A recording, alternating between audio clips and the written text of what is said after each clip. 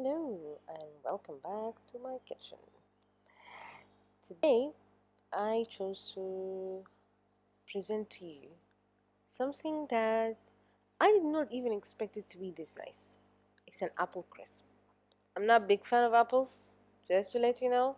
So this is my way of sneaking apples in my diet, and especially as you know, because of Ramadan, now I need some kind of nutrition um, food and dishes and stuff. So apples, I actually ate it and I was happy with it, and it was cinnamony, nutmeggy, crispy, some kind of caramel in the bottom. So let's see what we have and what we need.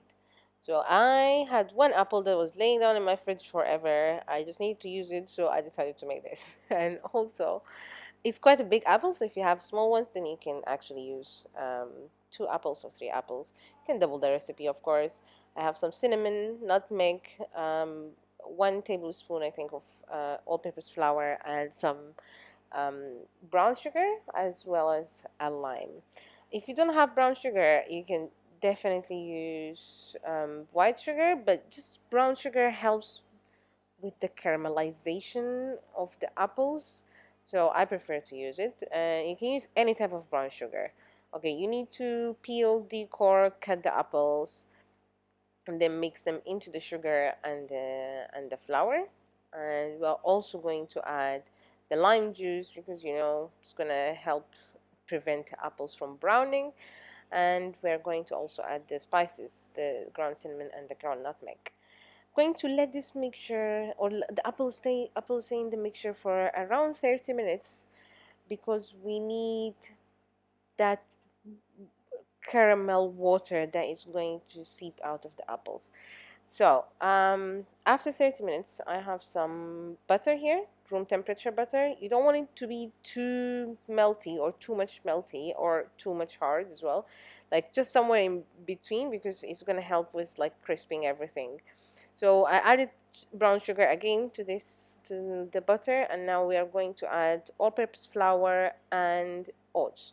I'm using quick oats here, but I do believe that if you use rolled oats or other types of oats, it might work. Um, I just used what I had in hand. So now adding everything to the butter and like the flour and the oats to the butter and the sugar, and now we are going to use our hands. I'm going to add some salt as well, and then I'm going to use my hands to crisp everything. So incorporating the butter into the flour and the oats, and you're going to work it out till you can end up with big chunks if you want, but I work it out till I reach a consistency of, or like it looks like a wet sand. Okay, and this is not going to take long, it's just like a few minutes. And that is now here, if your butter was melting, it would not be easy to work it out. It's just going to be just melting into the flours.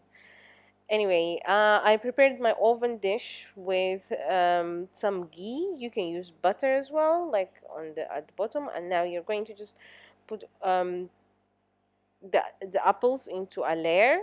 It can be round. It can be just like a normal layer. You just make sure that like it's an elevated layer. Now we have the molassesy, sugary, caramelly syrup that um, the apples released with the sugar. You're going to also add it to the apples before adding the mixture of the flour and the butter and the oats and everything. Um, this is going to go into an oven that is 180 degrees for around 30 to 35 minutes. It depends on your oven as well. You don't want to have the oven too hot, um, and you just want it to brown nicely. Okay, here you have it. You can serve it cold, you can serve it hot, you can serve it room temperature. I think this apple crisp was really good. It hit the spot right, and I it forced me to eat apples without complaining. I think this must be saying something to you. I also serve it with some ice cream, coconut ice cream, because I just like coconut ice cream, but you can also serve it with vanilla ice cream, I believe. I hope everyone likes this recipe and tries it. And if you do, please let me know. And thank you for watching. Please like, share, subscribe, and see you next time.